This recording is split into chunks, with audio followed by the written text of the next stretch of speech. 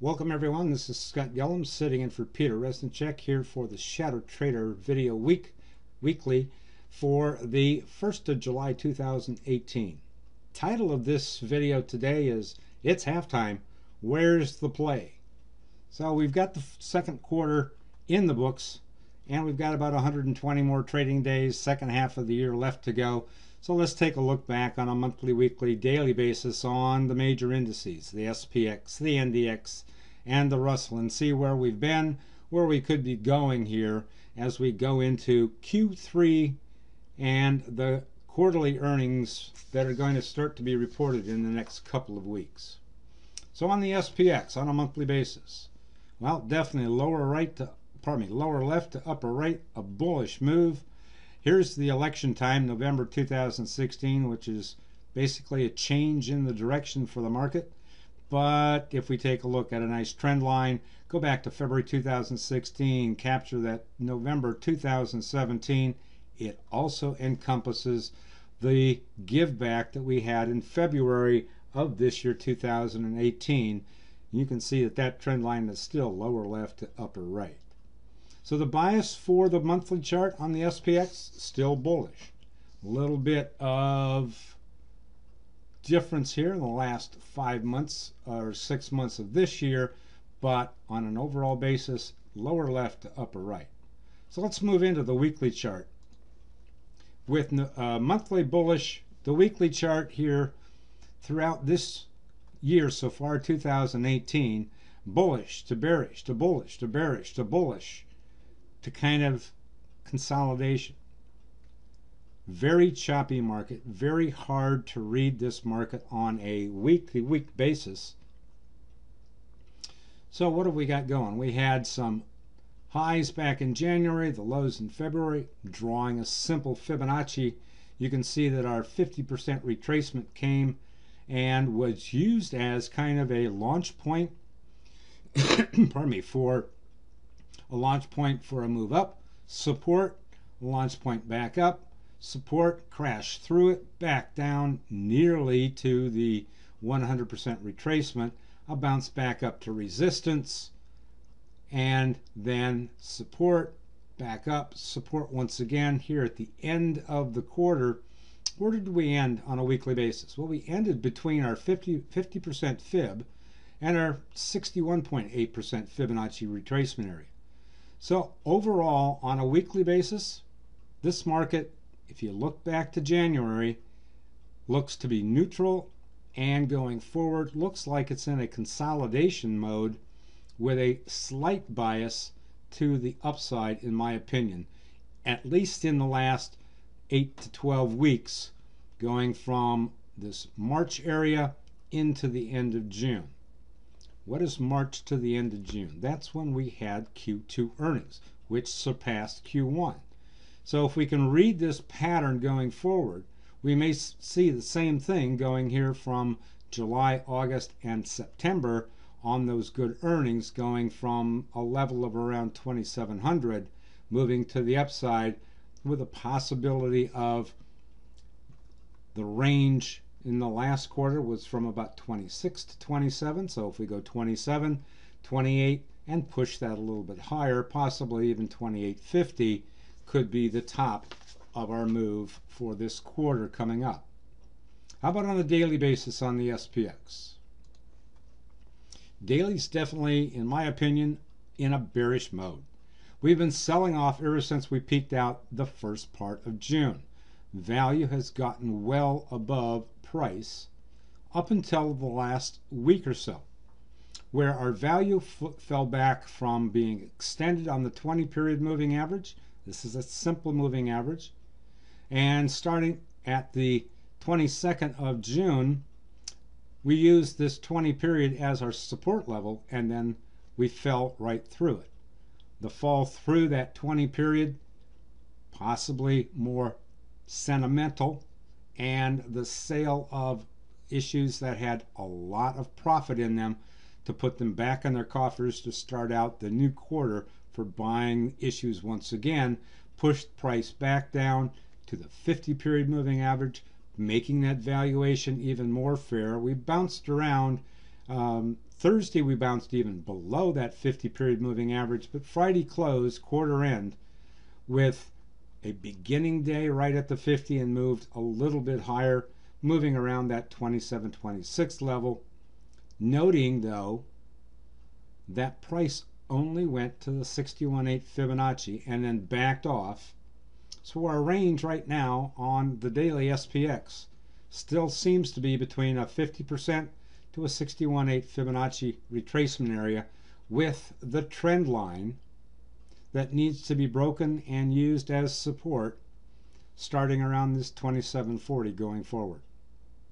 So going forward on the SPX, I look for some consolidation and that line to be broken possibly by time and not by price going into the first couple of weeks of July until numbers start to come out from earnings. Monthly basis. All right, we finished with the SPX. Pause. Now let's go to the NDX, the NASDAQ, the tech sector. So we see that on a monthly basis, going back, a major trend line started here in February of 2016, and that trend line much shallower than the S&P 500. But that was soon broken on the NDX as it started to make a big crescendo move to the upside. So starting a new trend line, let's get rid of this guy so it doesn't bother us. And our new trend line started to move up from this June and clipping November and December of 2016.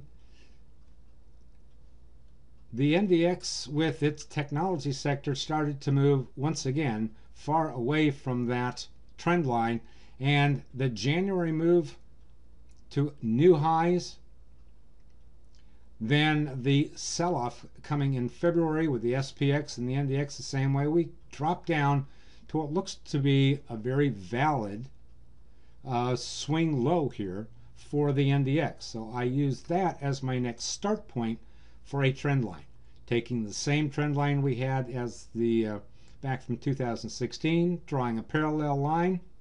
So I wanted to use this as my trend line.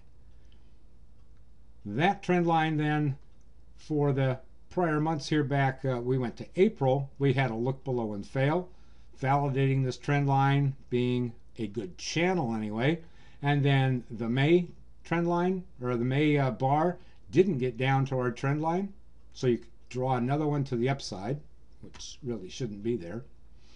And June finished with 3 monthly lows higher and 3 monthly highs higher, and therefore lower left, upper right.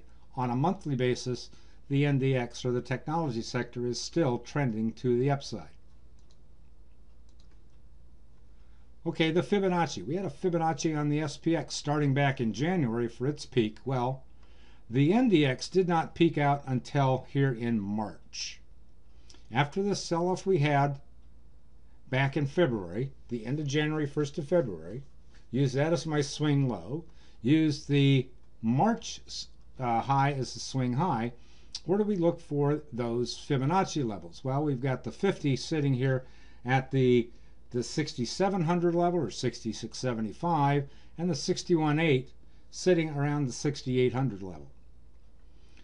We tagged that area as support resistance below to it, to the high side of this channel, right in this channel between the 6400 and the 6600 became kind of our consolidation level. That's between the 50, 61.8 and probably a 38.2 fib for about 4 months in the middle of the year, the March through the April time frame. And then we started to move to the upside as technology came back into vogue, as those earnings from Q2 were being reported. And again, we peaked out here at the end of the quarter with the end of results from the technology sector being shown. Where do we begin now? On a weekly basis, we need to take a look for what's going to come in Q3 with a report for earnings. I expect a similar type of movement in the NDX going into quarter 3 that we had in quarter two. So if we start in this level of around 7,000, where we started in the level of 6,500, you want to take the same range, a 500-point range on the NDX would put us about 7,500. That would put us in the range of being right to the backside of this uptrend line once again that we started well back here in March and April of 2018. So my target, 7,500, 7,600 for Q3 when earnings absolutely start to come in and we show that technology is back in vogue once again. All right, on a daily basis though, on the NDX, very similar to the S&P 500, we're in a downtrend line over the past 5 or 6 days, selling off here at the end of the quarter. Profits were being taken and waiting to see what the next results are coming into. The nice close on the NDX though on Friday above the downtrend line. My estimation, same as the SPX, consolidation for a period of time and then a move to higher numbers here for the NDX. Of note, we lost the 20-period moving average on a daily basis. We used and held the 50-period as a bounce point right in between the two, so consolidation on a bearish trend here for the NDX on a daily basis. All right, let's move into the small cap index, and let's take a look at that on a monthly basis. First of all,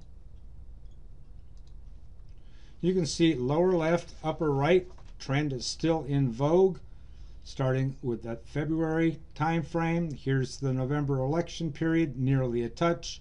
A nice touch in August of 2017. Oops, a look below and fail. January or February of 2018 when the market, the other indices sold off. A look below and fail, a look below and fail, a look below and go. Kind of a look below and stay, I should say, for this May time frame. So taking this major trend line and dropping it down to the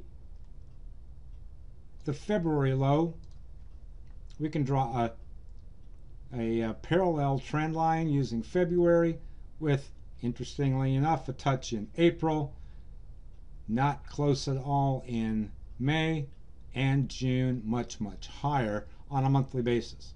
So the Russell on a monthly basis still lower left, upper right, bullish, and starting to move to the upper side of its channel. On a weekly basis, we had January peak out here on the rut. So let's put a Fibonacci from this high as we did to the others to the low in February. Our 50, 61.8 Fibonacci retracements were a consolidation and a chop area from the first part of February all the way into April. And then the Russell launched once again into a very bullish ascent. So I started a new Fibonacci level here at the end of April, crescendoing all the way to the high that it saw June 18th. So where do we sit with a 50 and 61.8 level on that new Fibonacci? Well, we sit, interestingly enough, the 50% at 1620 or so was the peak that we saw back here in January. So validation for this high in January being used, eclipsed, used as support. Again, look below and fail, and then run to a new high. So on a weekly basis, yes, we're on a downtrend, finished to the high side, used the 61.8 again as our support level for a bounce. Baseline 50%, support line solid at 61.8, and a move again to the high at 1700 level is not out of the realm here, looking at the Russell on a weekly basis. Now on a daily basis with the Russell, very similar to the other indices. Here's our buildup into the first part of June where we made an all-time high, and since this June 20th level, the Russell has been in a downtrend.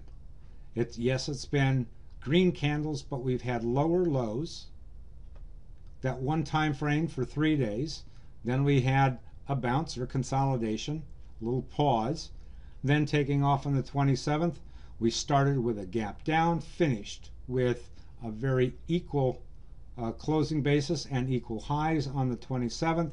Again, a gap down, finish at the low, which became the bottom. Again, that 61.8 became our support. A little look below and fail though. And then on Friday, what did the Russell do?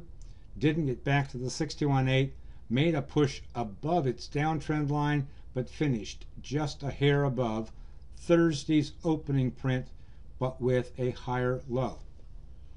The Russell also with earnings coming up in the next couple of weeks, and it looks like this one may be in a more of a consolidation basis, the stepwise basis, using the 61.8 as support level. So we may see some dribble into that 1640, 1630, and time is going to have to help us here with the Russell going forward.